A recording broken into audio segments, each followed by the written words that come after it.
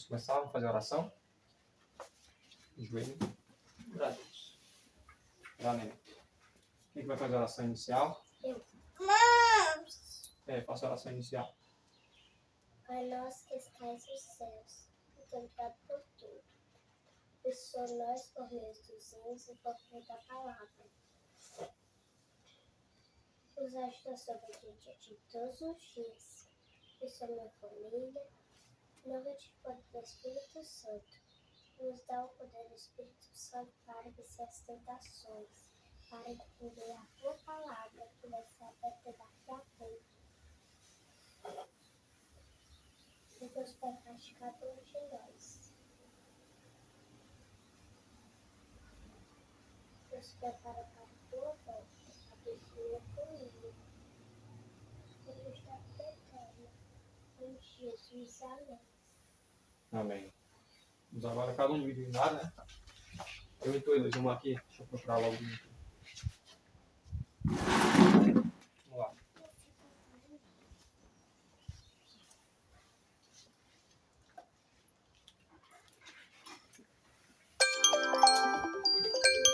Sobe.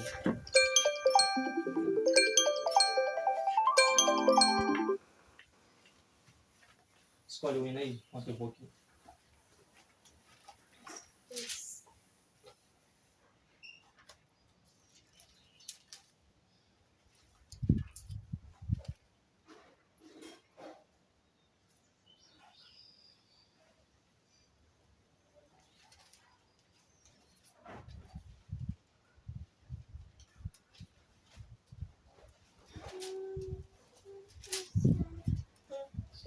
Fácil, beleza? 76. 76 é um hino fácil? Louvai a Cristo. Não, esse não é fácil, não, esse hino aqui. Não. Louvai a Cristo. Não, ele não é fácil, não. O mais fácil, viu? Vamos ver esse aqui, ó, 70. Esse aqui é fácil. Mama. Deus enviou seu Filho amado, 70 lá, hein? Para sofrer em meu lugar, na cruz morreu, mas vivo agora está. Finadinho, Luiz. Pois ressurgiu e para sempre viverá. Vou dar o finadinho, ó. Porque ele vive, posso crer no amanhã. Porque ele vive, temor não há. Eu sei que em minha vida não será mais vã. Finadinho, cantar afinado. Pois meu futuro em suas mãos agora está. Quão grato é viver com Cristo e desfrutar seu doce amor, e certo está de sua proteção nos dias calmos ou nas horas de aflição. Porque ele vive, posso crer no amanhã. Porque ele vive, temor não há. Eu sei que minha vida não será mais vã, pois meu futuro em suas mãos agora está. E quando enfim Só vocês agora. Chega Afinadinho. já que cessar. Sem perder o ritmo. Ó. Tum. Não temerei, pois Sem perder o ritmo. Está. E eu viverei, pois vida nova me dará. Olha o ritmo. Porque ele vive ao ritmo, posso crer no amanhã. Porque ele vive. Olha o ritmo, ó. Olha o tempo, ó. Temor não há, não há, mas eu bem sei, eu sei que a minha vida está nas mãos do meu Jesus, que vivo está. Número 73 aqui, ó. Tem vocês, Deus Criador do céu, honra e glória a Deus infinito em poder. Terra e céu, cantai ao grande Rei. Olha o tempo do ritmo. Deus Criador, Deus Redentor, Deus Rei dos Reis. Adorai e glorificai o nome de Cristo. Exaltai e magnificai Jesus o Senhor. Silêncio. Calma. Terra e céu, cantai louvor a Deus. Ele morreu, ele venceu, é Rei dos Reis. Repete novamente, ó, bis. Adorai e glorificai o nome de Cristo. Preste atenção aqui, Luiz Nunes. Exaltai, magnificai Jesus o Senhor.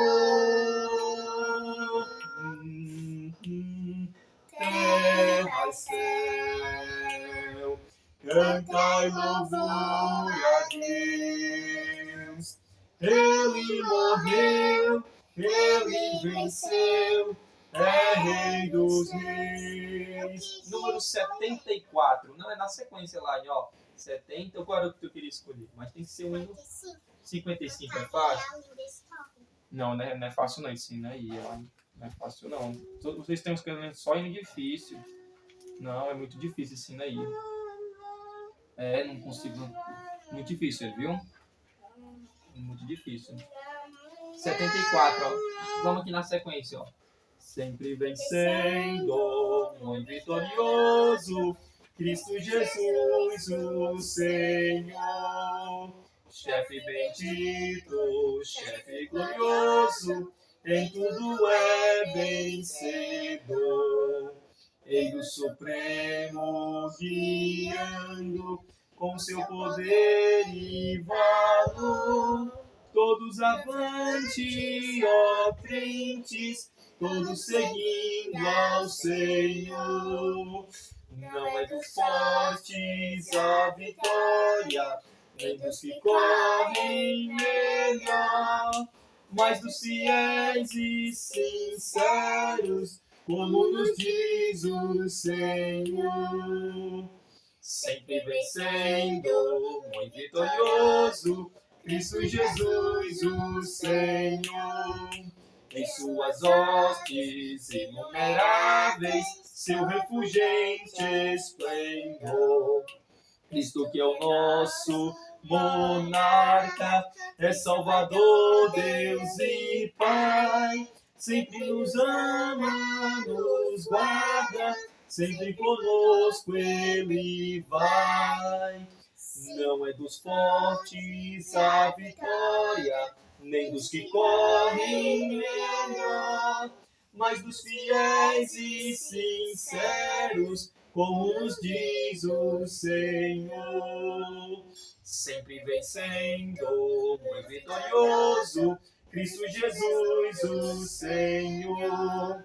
Reis e monarcas, príncipes fortes, buscam também seu favor. Humildemente te peço que me permitas lutar, só ao teu lado seguro, até minha vida findar. Não é dos fortes a vitória, nem dos que correm melhor, mas dos fiéis e sinceros, como nos diz o Senhor. Amém? Vamos abrir nossas Bíblias em 2 Tessalonicenses, capítulo de número 2. 2 Tessalonicenses, capítulo de número 2.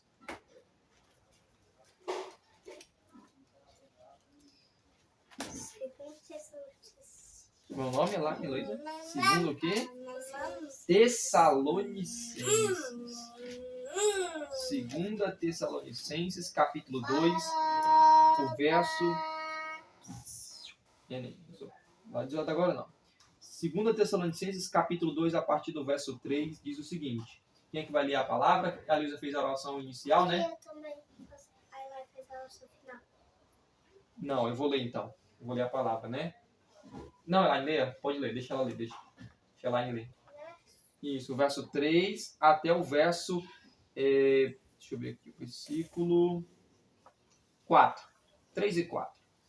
Ninguém, de nenhum modo, vos engane, porque isto nos acontecerá. Não acontecerá. Ó, ninguém de modo nenhum vos engane, porque isto não acontecerá. Sem que primeiro venha a apostasia e seja revelado Calma. o homem da iniquidade, Mais devagarzinho. filho da perdição, Respeitando as vírgulas. o qual se opõe e se levanta contra tudo que se chama Deus ou é objeto de culto, Neném pode mexer não, viu? Vamos lá. a ponto de se assentar-se no santuário de Deus, ostentando-se como se fosse o próprio Deus. Então aqui está falando do quê? Do homem do pecado, né? O filho da perdição. Quem é o anticristo? Satanás. Não, mas aqui, quem é esse anticristo aqui, Luiz? O papado, né? Aqui diz, ó, ninguém de modo, não é o papa que é o anticristo, é o papado, é o sistema, certo? Ninguém de modo nenhum vos engane, porque isto não acontecerá, né? Sem que primeiro venha o quê? A apostasia. E seja revelado o homem da iniquidade. O homem da iniquidade, para você que está me acompanhando através da internet também, que aqui é chamado também de filho da perdição, é o mesmo chifre pequeno de Daniel capítulo 7. Também representa a mesma besta que emerge do mar de Apocalipse 13, 1 a 10. Também é a mesma aquela Jezabel lá de Apocalipse capítulo de número 3. Aquela Jezabel, uma referência ali também ao falso profeta Balaão.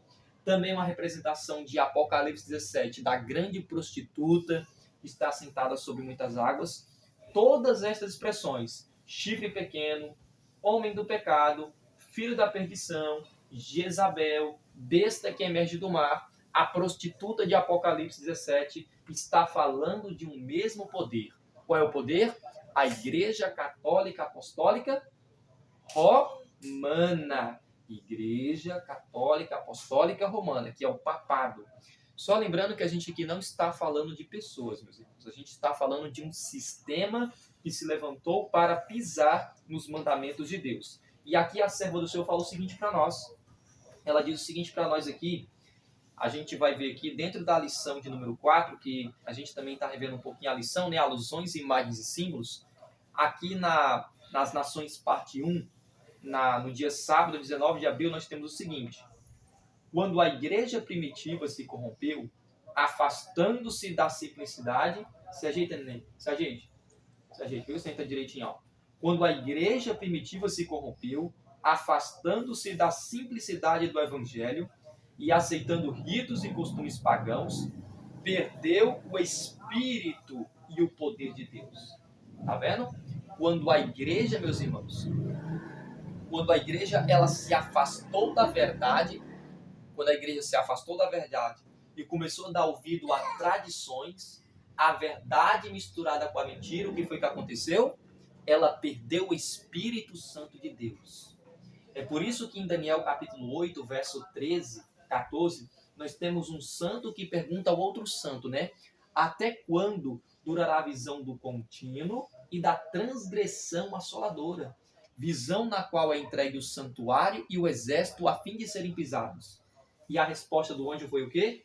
E ele me disse, até 2.300 tardes e manhãs, e o santuário será o quê? Purificado. O santuário será purificado. O que é o contínuo lá? O contínuo é a verdade, é a palavra de Deus. E o que é a transgressão assoladora? A transgressão assoladora representa a desobediência, as tradições, representa a mentira misturada com a verdade. Então, a partir do momento que a igreja primitiva ela se afastou da verdade de Deus e ela começou a buscar o conhecimento humano, isto é a abominação. Ela perdeu o Espírito Santo do Senhor. E aqui a serva do Senhor, Ellen G. White, diz o seguinte: e para que pudesse governar a consciência do povo, procurou o apoio do poder secular. Então a igreja ela abandonou a verdade, começou a dar ouvido às tradições humanas e agora ela queria governar a consciência do povo. E para isso ela preste atenção agora, vou ficar caladinho. E para isso o que foi que aconteceu? A igreja ela buscou auxílio do poder do Estado para quê? Para a imposição de seus dogmas, para a imposição de suas leis. E por conta disso vai nascer quem? O homem do pecado, o filho da perdição, que é o próprio papado. Aqui ela diz, aqui ela fala o seguinte: o poder de Deus, e aqui ela fala, né? Disso resultou o papado. Aqui fala, né? Perdeu o espírito e o poder de Deus. E para que pudesse governar a consciência do povo, procurou o apoio do poder secular. Disso resultou o papado, uma igreja que é uma igreja que dirigia o poder do Estado e o empregava para favorecer os próprios interesses, especialmente na punição da heresia. Então nasceu agora o filho da perdição, o homem do pecado, que é quem? O anticristo.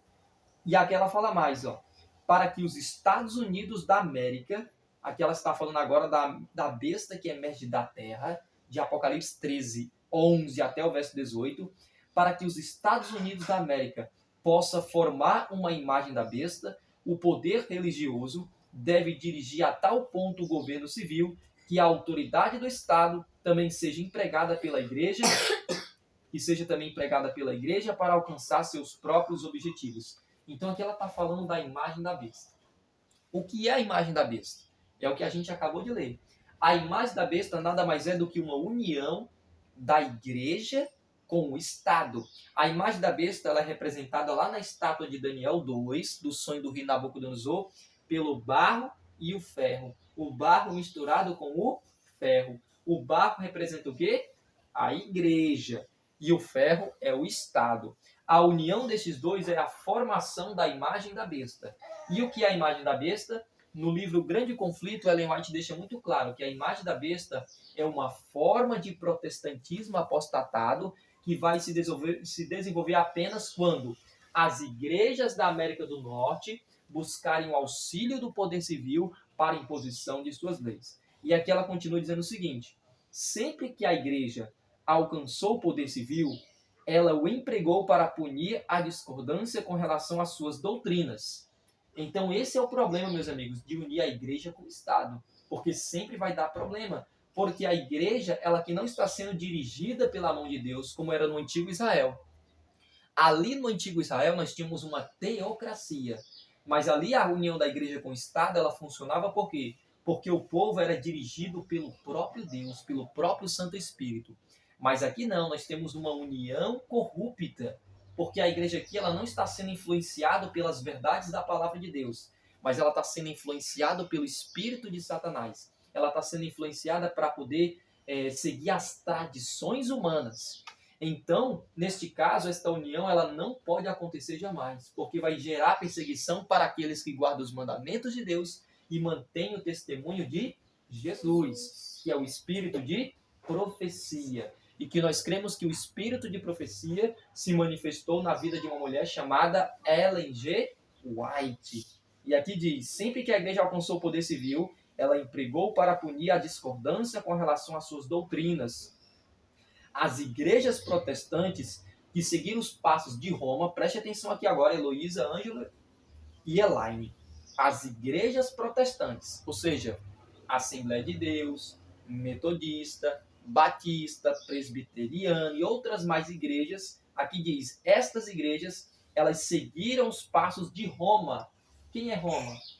Roma é aquela prostituta que está sentada sobre muitas águas. É quem? A besta que emerge do mar. É o filho da perdição. É o homem do pecado. É o anticristo. Aqui diz, estas igrejas estão seguindo os passos de Roma, formando aliança com os poderes do mundo. Têm manifestado desejo semelhante de restringir a liberdade de consciência. Então, todas as igrejas, meus amigos, estão se unindo através de uma coisa que na Bíblia, que está acontecendo no mundo afora, a gente conhece como ecumenismo. Interessante que todas as denominações estão se unindo. Até mesmo a própria Igreja Adventista do Sétimo Dia, ela está, sim, fazendo aliança política com o papado. Não é só a Assembleia de Deus, não é só a Assembleia de Deus, não é só a Metodista, não é só a Batista. Hoje, a própria Igreja Adventista do Sétimo Dia, ela também, hoje, está se unindo com esse sistema. Infelizmente, meus irmãos, isso é uma pura verdade. Se você colocar na internet, você vê claramente. A própria Igreja do Senhor ela está tendo alianças políticas com o próprio papado, com o humanismo, através de uma falsa liberdade religiosa. A igreja está lutando para poder, meus irmãos, ter uma falsa liberdade religiosa. E a lei dominical ela vem exatamente com esta falsa liberdade religiosa. E preste atenção. Agora, é muito importante que você que está assistindo em casa não confunda uma coisa com a outra, neném? Não, viu? Fica quietinho. Nós não podemos confundir uma coisa com a outra, meus irmãos. Por mais que a igreja como um sistema está se unindo com o romanismo, o que nós temos que entender é que dentro dessa igreja Deus sempre tem um remanescente. E esse remanescente, na Bíblia, é chamado de 144 mil. Então, por mais que a igreja pareça que vai cair, ela não cairá. Por que não cairá? Porque dentro dela nós temos uma igreja chamada de Filadélfia. Os 144 mil, que de acordo com Apocalipse 12:17, o dragão irou-se contra eles. Por quê? Porque eles permanecem guardando os mandamentos de Deus e permanecem com a sua fé alicerçada no espírito de profecia, meus amigos. Espírito de profecia. E em Apocalipse capítulo 14, versículo 12, aqui fala que eles são perseverantes. Aqui está a perseverança dos santos, os que guardam os mandamentos de Deus e a fé de Jesus. Então, quem é o grupo que está se unindo com o papado dentro da Igreja Adventista do Sétimo Dia? É Laodiceia. Laodiceia é a igreja morna, é a igreja que fica em cima do muro. Laodiceia é mais ou menos esses 22 milhões de adventistas hoje que nós temos no mundo. Então não confunda. Dentro da igreja do Senhor, da igreja militante, que é a igreja adventista do sétimo dia, a menina dos olhos de Deus, tem dois grupos. Existe o grupo de Filadélfia e existe o grupo de Laodiceia. O grupo de Filadélfia é os 144 mil. E esses não se unem com o papado. Já Laodiceia é o grupo que está se unindo com o Estado. Para quê? Para impor esta falsa liberdade religiosa. Que daí vai surgir o que nós chamamos de a lei dominical, meus amigos. Ellen White fala que a maioria dos que receberam a marca da besta foram aqueles que beberam de águas profundas. E aqui, para a gente finalizar, né, ela diz assim, né? Paulo declarou, né, que isto não acontecerá, ou seja, o que não acontecerá? Apostasia, né, ó. Na verdade, aí o ecumenismo, né, as igrejas buscando aí para poder impor a marca da besta. Paulo declarou que isto não acontecerá sem que primeiro venha a apostasia, né, o afastamento da verdade, e seja revelado o homem da iniquidade, o filho da perdição.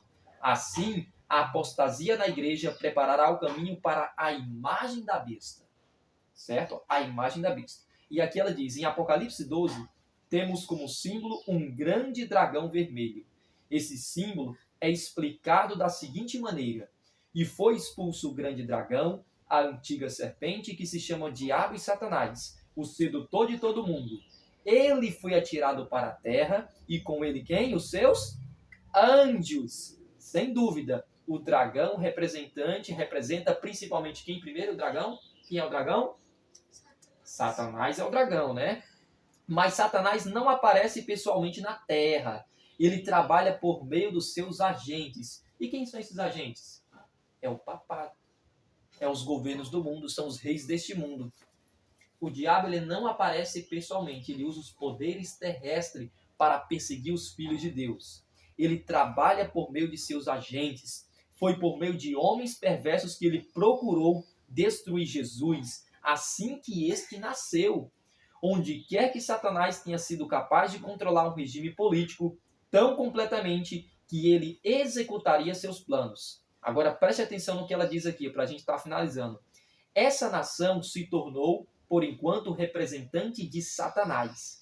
Esse foi o caso de todas as grandes nações pagãs, né? Babilônia, Medopécia, Grécia, todos esses reinos, Roma, todos estes reinos foram usados pelo diabo para perseguir o povo de Deus, o Egito, a Síria e outros poderes.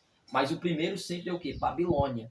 E aqui diz, ela fala assim, né? Ó, o verso, ela diz assim, por exemplo, em Ezequiel 28, Satanás é representado como o verdadeiro rei de Tiro. Tiro estava tendo ali, ou desenvolvendo o mesmo caráter de Satanás. Então Deus ele vai usar o caráter de Tiro para representar ou para se identificar como sendo ali o próprio Satanás, meus amigos. Na mesma coisa acontece com a besta que emerge da terra. Satanás, ele queria se fazer igual ou semelhante a Deus. O papado é a mesma coisa. O anticristo, o homem do pecado, ele também. Ele se faz igual a Deus, querendo se sentar no santuário de Deus, querendo parecer o próprio Deus. E aí ela diz, isso, falando de Tiro, né? Isso porque ele controlava totalmente seu governo. Satanás tinha total acesso ao governo de Tiro. E aqui diz, nos primeiros séculos da era cristã, Roma, né, que aqui é uma referência ao papado, também ao imperialismo, Roma de todas as nações pagãs era a principal agente de Satanás na oposição ao evangelho. E o que é o evangelho? É a palavra da verdade. É os mandamentos de Deus. E aqui diz, ó, e portanto era representada pelo dragão.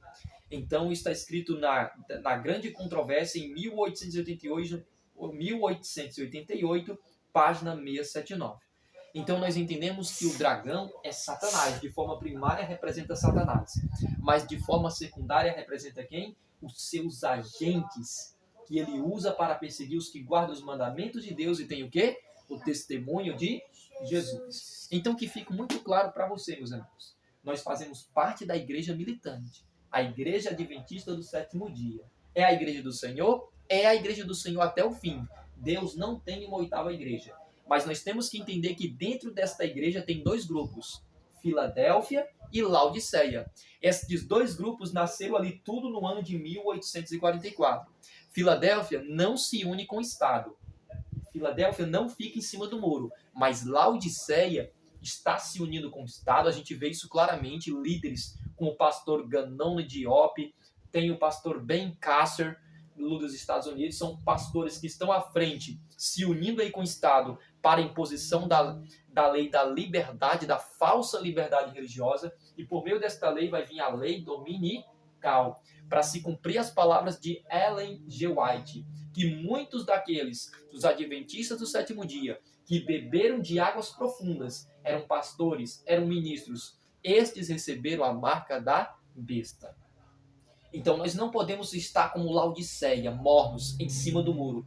Precisamos fazer parte de Filadélfia. Esta é a palavra de Deus para nós hoje, amém? Vamos agora fazer mais uma oração, agradecendo a Deus por esta palavra.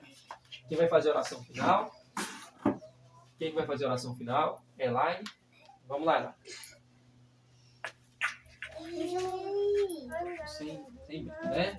Sem briga, né? Nós estamos na frente aqui para poder dar o bom exemplo às pessoas, que mostrar que vocês são filhos do Senhor, né? Filhos de Deus, sem nem enxergada. Aí vamos lá. Aqui, Elaine, ó, ora mais para cá. Fica bem, ora aqui. Pronto. Gente, a gente vai dar as costas novamente, né? Para aqui, para a câmera, que a gente dá as costas para o sol. Pode orar, né? Ora. Santificado seja teu nome. Muito obrigado pela sua palavra. Porque nós entendemos que o dragão vermelho é Satanás. Muito obrigado porque nós comemos o pão espiritual.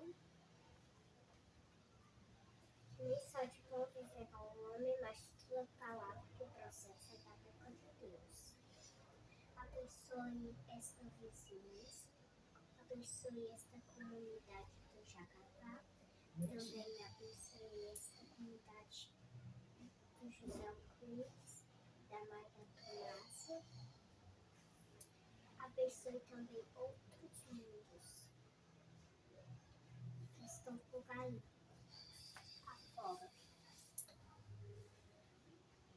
Abençoe os irmãos da igreja, que a cada dia eles possam melhorar na caminhada.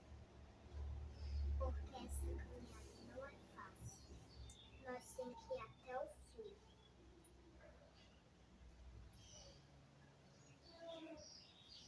A gente não precisa se preocupar com a luta que a gente vai ter, mas com a vitória que a gente vai ter. Perdoa os pecados de cada um de nós. Os pecados para a tua volta, porque a tua volta está perto. O Senhor vai voltar logo logo. Em nome de Jesus, amém. Bênção apostólica, vamos levantar as mãos.